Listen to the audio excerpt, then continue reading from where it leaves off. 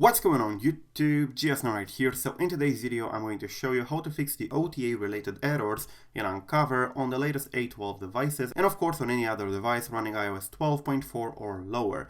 Now this works with any version of the Unc0ver, so keep that in mind, and the errors usually appear when you try to open Unc0ver and press jailbreak. It will tell you that it either cannot remount the partition because of the OTA updates, and it will tell you to go ahead and remove the OTA updates, but sometimes you get issues related to the snapshot, old snapshot and stuff like that, and I'm going to show you how to fix that so that you can jailbreak. Now this problem is actually created by the software updates. If you go ahead and here on general and on software updates, you probably have a software update like this one here trying to be downloaded, and if you resume it, it will actually try to download. So the problem is actually this one here. It says that it will download, and because this actually creates a new partition on the device when it downloads, this is the problem. Unc0ver will not be able to remount the RootFS, which is of course necessary for the jailbreak to work. So what it can do if you have this in here and it's downloading or it's trying to download, whether it's 12.4.1 or 13, that doesn't really matter. Well, you have to go ahead in here on the settings, then you're going to have to navigate to general, and instead of software update, you go ahead in here on iPhone or iPod Touch storage, and you're going to have the information about whatever is on your device at this moment. Now, this may take a couple of seconds to load,